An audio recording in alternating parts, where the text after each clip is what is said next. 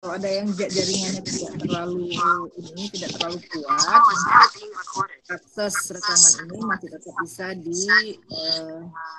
Nanti Ibu share di e-learning ya. Nah, ini kelas A3. Perkuliahan kita seharusnya mulainya dari jam 8 sampai 10.30 ya. Dalam masalah jaringan, kita baru bisa mulai sekarang. Muhammad Haikal itu apa di kepalanya? Sarung. Sudah ada. Ya, materi sekarang tentang medan listrik. Supaya suaranya jangan berdengung ya. Speakernya kita off-kan dulu. Nanti kalau ada yang mau bertanya silakan dihidupkan kembali. Ya. Ini dia materi pada hari ini. Ya, medan listrik. Nah, seperti yang kita tahu, nampak semua kan? Nampak ya? Ini. Ya, nampak, Bu. Ya. Nah, seperti yang udah sebelumnya, medan listrik ini sangat terkait pada muatan listrik. Muatan listrik sudah pernah kita bahas di minggu yang lalu. Nah, dalam bab medan listrik ini kita tetap mengkaji muatan listrik itu seperti apa, kemudian konduktor, isolator, kemudian balik lagi ke hukum Coulomb. Baru yang paling penting itu adalah gaya dan medan listriknya seperti apa, ya. Nah, ini item-item yang akan kita pelajari pada topik yang ini. Kemudian peta konsepnya dia seperti ini ya. Jadi dalam medan listrik itu ada dua hal yang dibahas, yaitu muatan listrik dan medan listrik. Dalam muatan listrik itu kita udah pernah tahu item-item yang masuk di dalamnya itu adalah ada jenis dan sifat muatan listrik. Kemudian ada konduktor, isolator, dan muatan induksi. Kemudian ada hukum Coulomb, ya. Kemudian di dalam medan listrik itu nanti kita akan mempelajari bagaimana cara perhitungan medan listrik itu sendiri. Bagaimana bentuk garis medan listrik. Kemudian gerak muatannya seperti apa. Dan yang terakhir itu adalah dipol listrik. Nah, metode penyelesaiannya untuk muatan ya, itu ada dua. Bisa melalui metode vektor dan bisa juga melalui metode grafik. Nah, untuk gambar yang ini yang Ibu tampilkan di sini. Gambarnya jelas ya. Ada yang tahu kira-kira apa yang bisa kita ceritakan dari gambar ini? Siapa yang tahu? Yang tahu silakan menjawab. Ada yang tahu? Gambarnya terlihat kan? Terlihat, Bu. Ya. Apa yang bisa kita ceritakan dari gambar yang ini? Siapa yang bisa?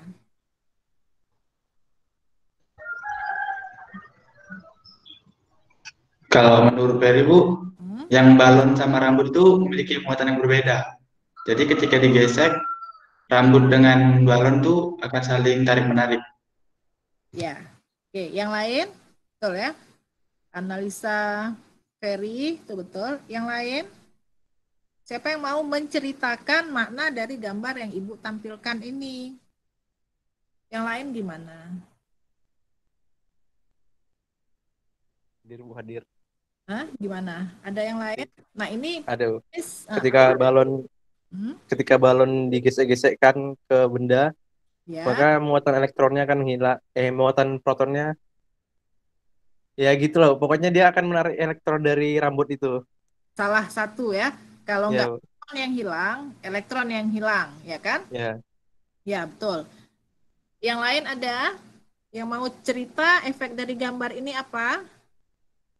Gambar yang pertama, yang cewek memakai baju warna merah. Dia menyentuh balon, dia menyentuh bola besi ya. Ketika dia menyentuh bola besi, ada tegangan listrik yang masuk ke dalam tubuhnya. Sehingga apa?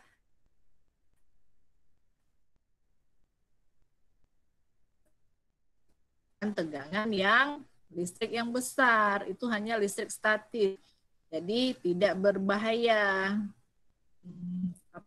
Kekuatan tegangannya itu sudah dihitung, itu hanya beberapa volt, itu kecil ya. Kemudian gambar yang ada balon, ini kenapa si balon bisa menarik rambut. Nah ini sama seperti yang si Ferry jawab.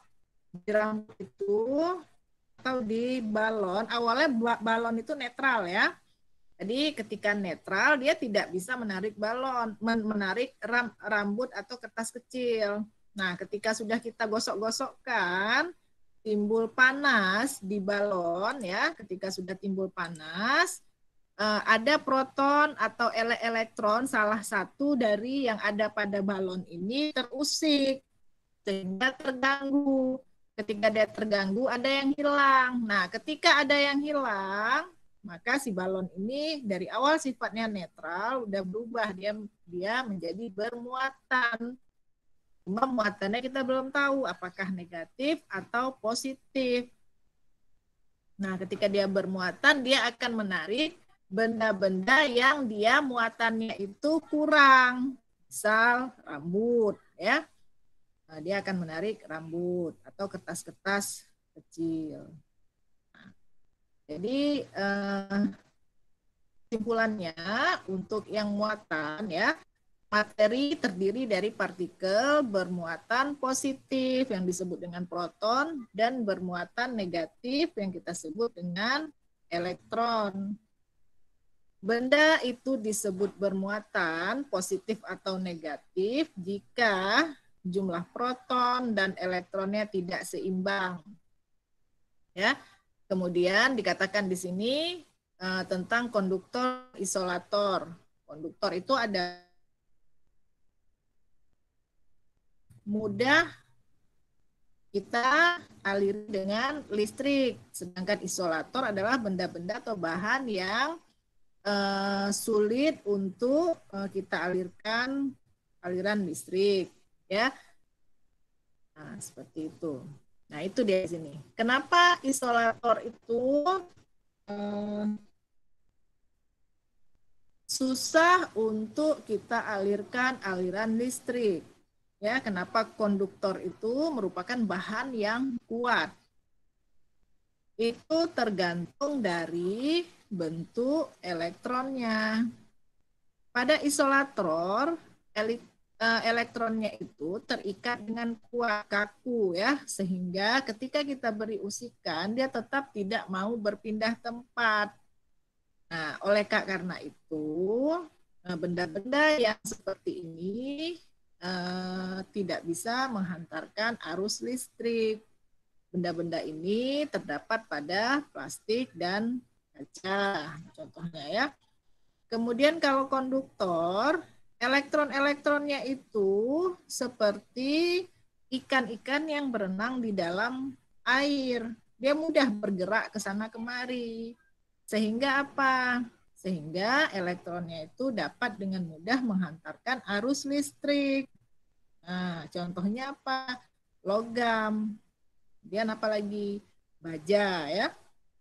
Nah, di antara konduktor dan isolator ada bahan yang termasuk dalam semikonduktor dikatakan ya. Jadi semikonduktor itu adalah elektron yang terikat lemah sehingga medan listriknya cukup kuat untuk menarik keluar. Jadi dia tidak kaku melainkan dia hanya terikat lemah ya. Nah, sifat muatan listrik ini ada dua ya, muatan listrik positif dan negatif. Besar muatan listrik itu adalah 1 elektron ya, nilainya itu 1,6 kali 10 pangkat minus 19 coulomb. satuan muatannya adalah kolom.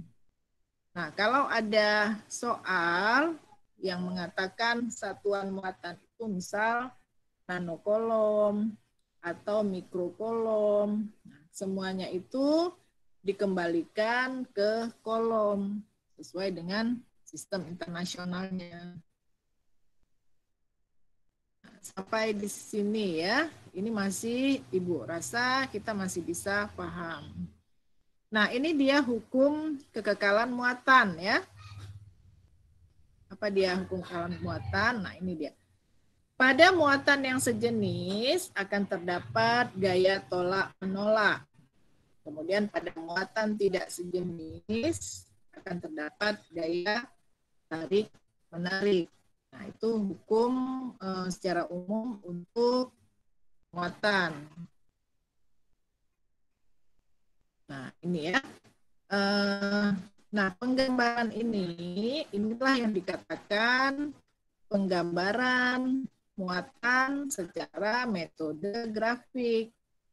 Jadi ketika ada soal, ya, soal diketahui muatan Q1 sekian, jenisnya positif, kemudian Q2 nilainya sekian kolom, jenisnya negatif, misal. Muatan itu berada pada posisi ini, kemudian jaraknya dengan antara muatan pertama dan kedua sekian. Maka kita langsung menggambarkan posisinya pada grafik itu seperti apa, ya, itu langsung digambarkan. Nah, kita tarik, kalau dia misal ini kan sejenis positif dan positif, maka arah gayanya itu, arah gaya kolomnya itu akan bertolak belakang. Yang satu tolaknya ke atas, yang satu tolaknya ke bawah. Saling tolak menolak. Ya. Nah, arah gaya kolom ini kita gambarkan. Nah, kemudian disertai apa? Disertai nanti jarak antara keduanya itu kita sebut R12 atau R21. Kemudian jarak Q1 ke titik 0 itu namanya R1. Ya, acuannya tetap titik 0 pada sumbu koordinat ya. Kemudian jarak yang titik 0 dengan Q2 itu disebut R2. Nah, kemudian di sini kita menggunakan hukum kolom. Kenapa? Karena yang dicari itu adalah berapa gayanya biasanya. Nah, gaya kolom yang udah kita pelajari di minggu yang lalu itu adalah gaya kolom yang skalar. Ya, kalau sudah kita gambarkan dengan grafik seperti ini, maka apa? Hukum kolom itu sebenarnya adalah vektor. Ya. Karena hukum kolom ini vektor, gaya kan termasuk dalam besaran vektor. Maka kan tentu ada nilai dan arah. Nah, karena dia ada nilai dan arah, maka kalau yang kemarin rumus kita kan hanya K1 Q2 per R12 kuadrat.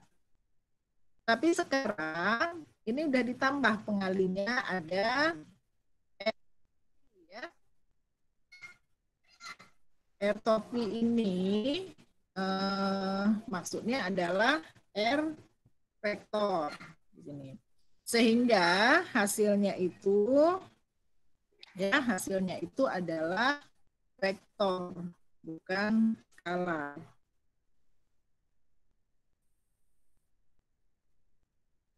Sampai di sini ada yang mau bertanya? Sampai di sini ya, ada yang mau bertanya? Belum, Bu, belum. Layar yang Ibu tampilkan masih terlihat kan? Layar yang di depan kalian sekarang. Masih ya? Masih, Bu. Baik, lanjut. Sampai di sini adakah? Jadi ini adalah konstanta kolom yang nilainya itu biasa pada soal itu kita ketahui. Namun jika tidak diketahui berapa nilai K, kalian harus menghafal ya. Nilai K itu karena merupakan suatu konstanta, biasanya untuk anak-anak teknik elektro dianggap semua mahasiswanya itu sudah tahu berapa nilainya. Nah, ini dia. Jadi harus dihafal. 9 kali 10 pangkat meter kuadrat per kolom kuadrat. Jadi dia nilainya baku untuk konstanta kolom ini. Ya. Nah, kemudian, ini satu-satu Ibu kaji. F12, F-nya ada tanda, di atas ada tanda panah. Tanda panah ini berarti menandakan bahwa nilai gaya kolom yang kita maksud adalah vektor. Ya. Jadi ini kita baca gaya kolom pada muatan pertama dan kedua, makanya disebut F12. Dan K itu Q1, Q2 itu muatan pertama, muatan kedua per R12 ini adalah jarak ya, jarak dari muatan pertama dan muatan kedua dikuadratkan dikali R vektor. Berarti R vektor ini adalah vektor dari jarak ya, vektornya. Kalau yang di bawah tanpa tanda vektor itu berarti nilai skalar dari jaraknya itu berapa. Nah, kita lanjut. Nah, kemudian ini dia gaya kolom itu seperti ini. Ya, gaya kolomnya seperti ini. Kalau dia berlainan jenis, misal seperti ini, Q1, Q2-nya yang satu negatif, yang satu positif, maka arah gaya kolomnya itu saling tarik-menarik. Terlihat dari tanda panah. Ya. Kalau dia tolak-menolak, kalau dia sejenis, dia tidak akan pernah ketemu. Ya. Itu hukum. Nah, ini soal yang pertama. Ibu tetap kasih tugas ya. Kasih tugas. Ini soal yang pertama. Antara muatan A dan B terjadi gaya tolak-menolak. Di mana QA, muatan A adalah 4 kali muatan B. Maka terlihat di sini bahwa A itu lebih besar dari B. Ini adalah muatan A, yang ini adalah muatan B. Dikatakan A sama dengan 4 kali muatan B. Dari proporsi bentuk, ya, dari proporsi bentuk, kita sudah bisa melihat memang muatan A ini jauh lebih besar dari B. Nah, yang ditanya, maka pernyataan yang benar. Nah, yang pertama, FAB lebih besar dari FBA. Benarkah ini? F ini maksudnya gaya kolom, ya. Gaya kolom A dengan B. Gaya kolom antara A ke B itu lebih besar daripada gaya kolom dari B ke A. Benar atau tidak? Cek. Ya. Kemudian yang B, FAB itu lebih kecil dari FBA. Apakah yang ini yang benar? Nah, coba dicek rumus hukum kolom sudah Ibu paparkan tadi di atas. Nah, yang ketiga, FAB itu sama dengan FBA. Nah, apakah yang ketiga yang benar? Jadi, ini Ibu jadikan tugas yang pertama ya. Lanjut. Nah, ini tugas yang kedua. Sebuah uang logam muatan positif 1 kolom dan logam nikel yang lain bermuatan minus 1 kolom. Keduanya terpisah sejauh 10 cm. Berapa besar gaya kolom? Nah, apakah tarik-menarik atau tolak-menolak? Sudah ya, di awal itu sudah Ibu singgung. Dan minggu yang lalu juga sudah Ibu singgung mengenai hukum kolom. Jadi Ibu rasa tugas ini bukan lagi tugas yang susah. Ini tugas yang nomor 2 ya. Dijawab. Nah, kemudian ini ada lagi. Ini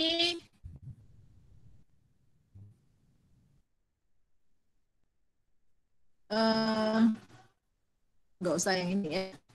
Enggak. Nah, itu hanya menentukan grafik dengan vektor ketika kita mendapatkan persoalan tentang hukum kolom ini. Jadi yang pertama sekali jalannya itu adalah kita gambar dengan metode grafik.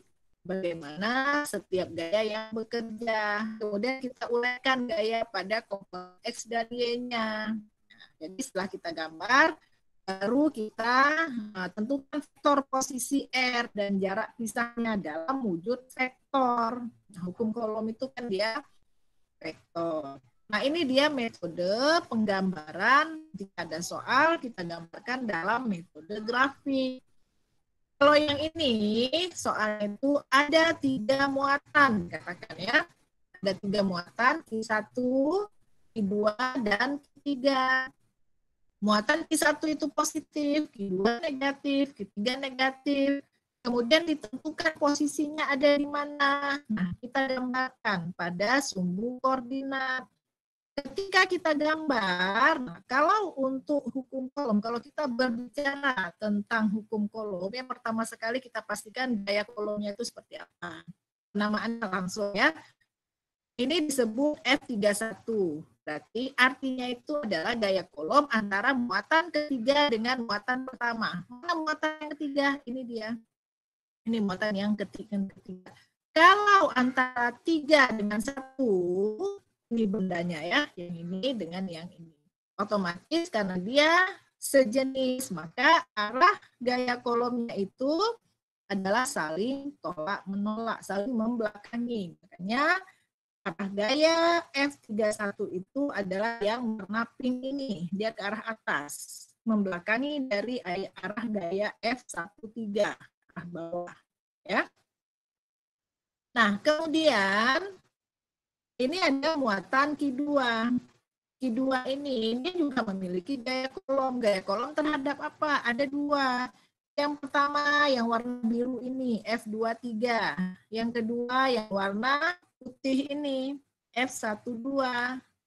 Nah, yang warna biru ini, F23, berarti itu maknanya gaya kolom terhadap muatan yang ketiga. Nah, ya, F23 ini gaya kolom antara muatan kedua terhadap muatan yang ketiga.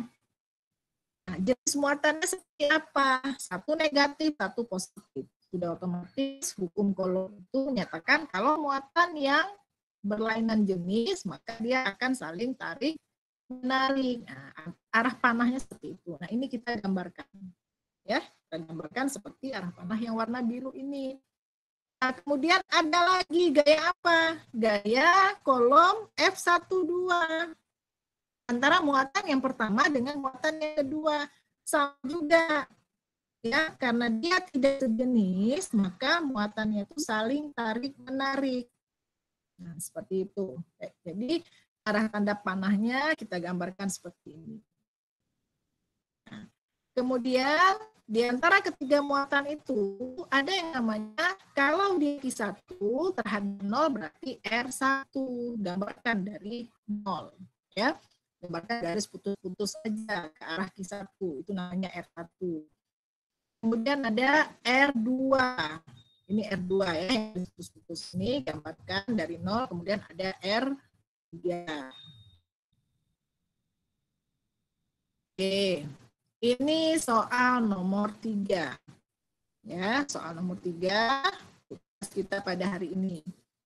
3 muatan titik terletak pada sumbu X. Q1 25 nanokolom terletak pada titik asal. Q2 minus 10 nanokolom terletak pada X sama dengan 2 meter. Dan Q0 20 nanokolom berada pada X sama dengan 3,5 meter. Carilah gaya total pada Q0, akibat Q1, dan Q2. Nah, ini ya, untuk soal ini digambarkan dulu dalam wujud metode grafik. semuanya ya, jaraknya itu digambarkan, kemudian dibuat nilai Q-nya berapa, dan dicari dengan menggunakan metode vektor. Ini soal nomor 3 ya.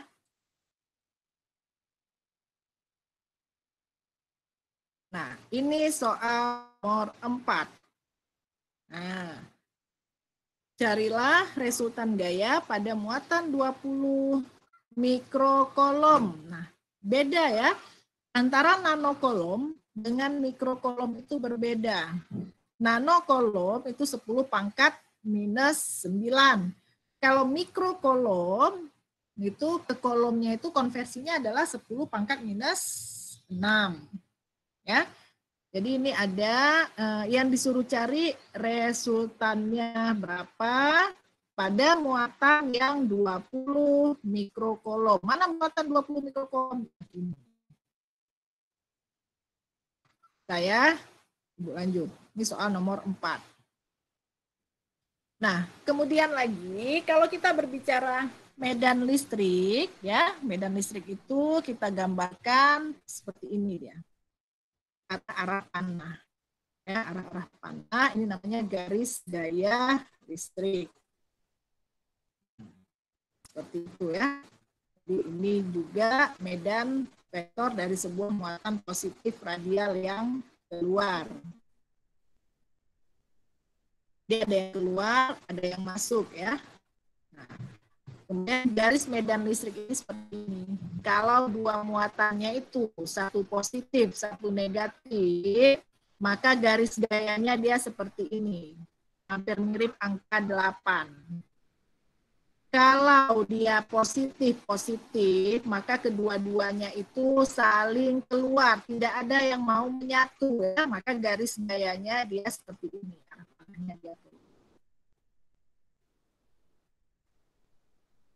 Oke, ini soal yang kelima. Ya, yang kelima, ingat ada 5 soal berarti ya. Nah, soal yang kelima.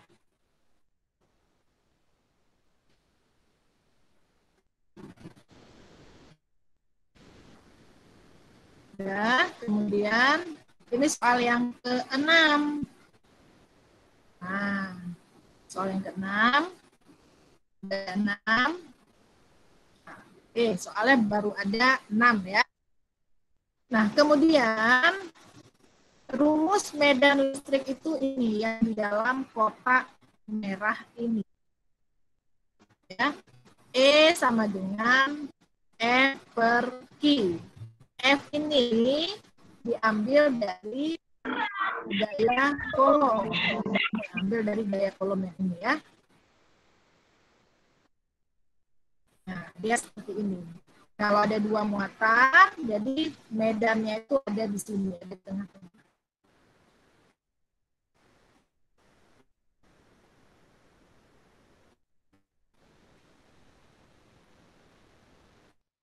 Nah, ini soal yang ke-6 ya. Jadi sebuah elektron ditempatkan di suatu titik dalam ruang yang mempunyai medan listrik arah kanan seperti pada gambar. Kemana arah gaya elektron? Dia dijawab. Dan 6 ya soalnya. Ini yang nomor 7. Nah, ya. Sudah 7 soal untuk hari ini. Ini yang nomor 8. Oke.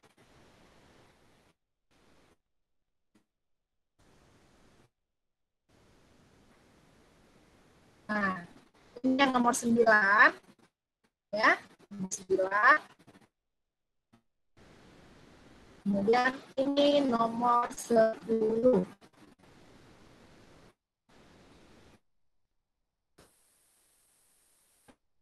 Ini nomor 11. Ya, 11.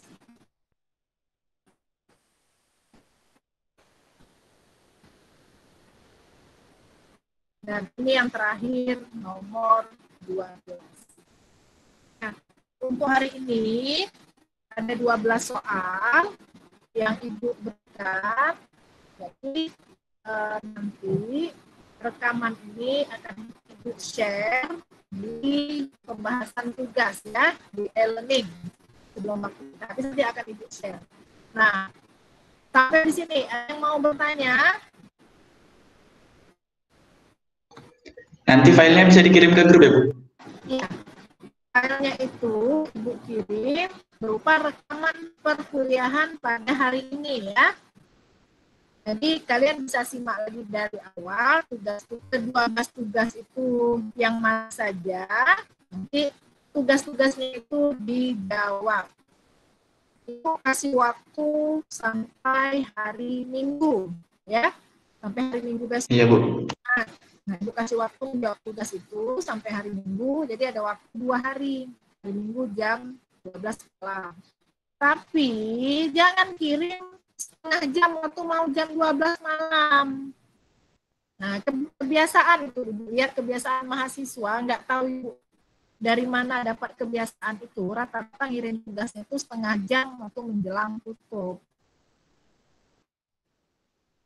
Nah, udah 16 orang, baru nih Ibu absen ya, untuk yang kuliah pada hari ini, Ibu absen. Ibu absen dulu.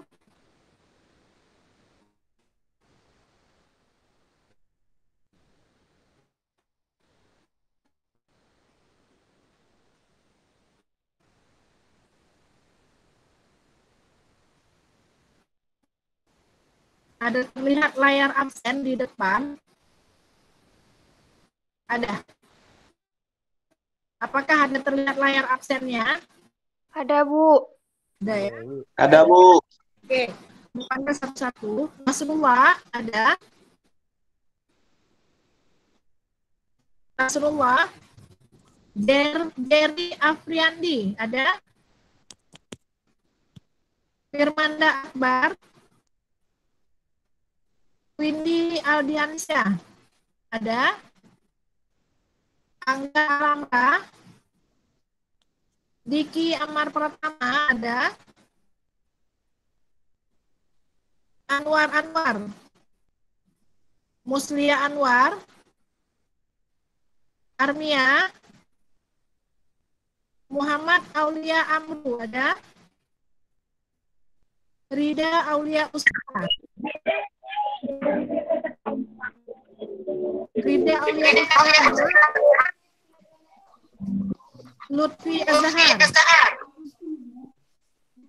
Muhammad Bahri Juan Kanal. Ira Fitria. Denny Hafiz. Ada Bu, hadir. Denny Hafiz hadir ya. Hadir Bu. Muhammad Haikal Aulia.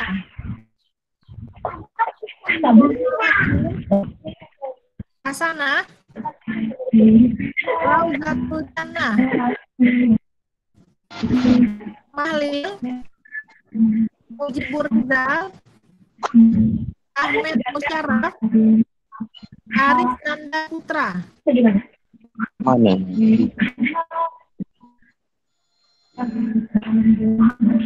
Baru 2 orang ini Pendriadi hadir. Pendriadi.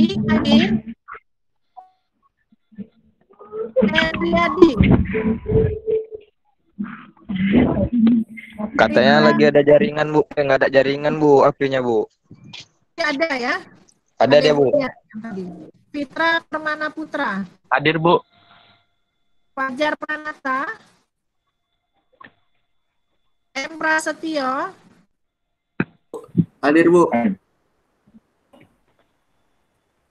Wahyudi Pratama. Dimas Prayoga. Hadir Bu. Arif Rahman.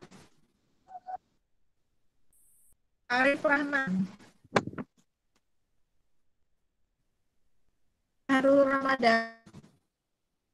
Nazmi Rohan Pratama. Fakrul Rizal ini udah absen sendiri ya. Nazmi Rohan. Hadir Bu. Intan Safira. Hadir, Bu. Hadir. Iwan Ferian Sinaga ini udah absen. Hadir, Bu. Ya, oke. Iwanus Sufa, Hadir, Bu.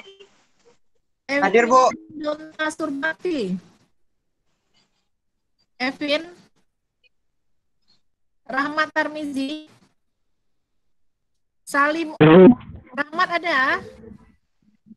Ada, Bu. Ada. Salim? Salim ada?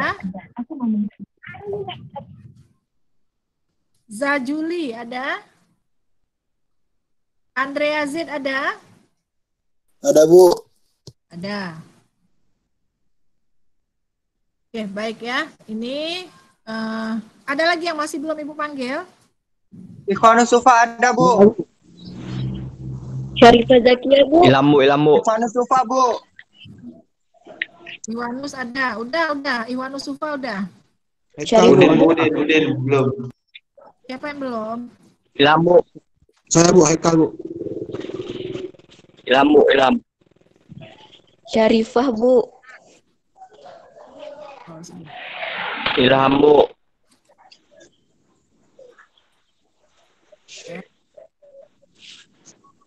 Siapa? Ilham Amiruddin kan udah absen sendiri. Haikal, Bu. Ya, Bu. Haikal. Nah.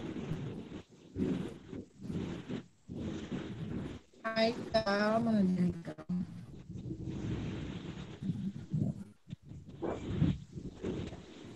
Tak ada nama Haikal di sini. Muhammad Haikal Aulia, Bu. Muhammad Haikal Aulia. Iya. Di halaman yang kedua ya? Bangun Kal. Hah? Muhammad Haikal Aulia. Tidak ada ini namanya? Nggak ada, Bu. Astagfirullah. Kenapa nggak ada? Kamu bisa buka e-learning kan? Salah ruangan. Betul, hari Jumat jam 8. Kenapa nggak ada ini? Nggak tahu. Kalau nggak ada, nanti kamu balik ke e-learning ya, buka e-learningnya. Ya. Absen dari situ pun bisa. Oh Tapi ya, enggak. itu ada di sini. Ini ada, kamu udah absen sendiri. Udah absen lagi di e-learning. Udah ya? Oke, yang lain siapa yang belum Ibu panggil? Syarifah, Bu. Syarifah.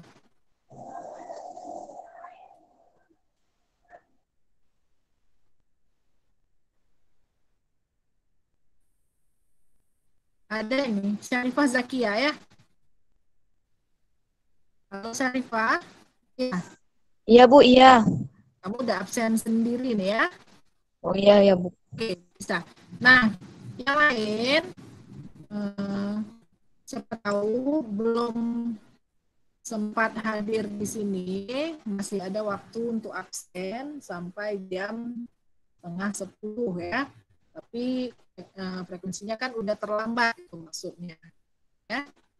Nah, untuk tugas hari ini nanti akan Ibu share linknya ke e-learning juga pada kolom tugas. Nah, kalian mengumpulkan tugasnya itu nanti dijawab pada ditulis pada selembar kertas bisa, kemudian difoto atau scan, kemudian di PDF-kan, di submit ke tugas. Diketik juga bisa. Kalau diketik, tapi tetap dikonversikan ke PDF, kemudian bisa juga ke laman tugas di e-learning. Waktunya itu sampai hari Minggu. Ada yang mau bertanya sebelum kita tutup? Ada? Bu, itu Salim Unsurna kok ada di absensi kita, Bu? Siapa? Itu Salim Unsurna kok ada di absensi presentasi kita? Mesin. Salim Unsurna. Iya, Bu. Anak mesin itu, Bu. Oh, dia berarti salah masuk dia. Ki. Kasih tahu. Iya, Bu. Ada yang kenal? Ada, Bu. Saya. Kasih tahu dia, suruh lapor kenapa dia bisa masuk kemari bilang. Iya, Bu, iya. Salah server. Tahu ya. Dah, oke. Ada lagi yang mau ditanya sebelum kita tutup? Ada? Kalau tidak ada, berarti nanti sebentar lagi dicek laman tugasnya ya. Laman tugas Ibu berikan link rekaman ini, bisa dilihat kembali tugasnya itu seperti apa. Kemudian disubmit, batas submissionnya hari Minggu ya. Hari Minggu besok. Minggu depan kita ujian midterm ya. Nah, minggu depan kita ujian midterm, ujiannya itu terbatas dari jam 8 sampai jam 10.30. Ujiannya open book, jadi semua bahan itu kalian buka ada di samping bisa. Ya, semua bahan perkuliahan sampai hari ini nih. Itu dibuka, ada di samping bisa, dalam folder laptop juga bisa. Nah, nanti ada soal-soal yang Ibu berikan, prosesnya itu semua melalui e-learning.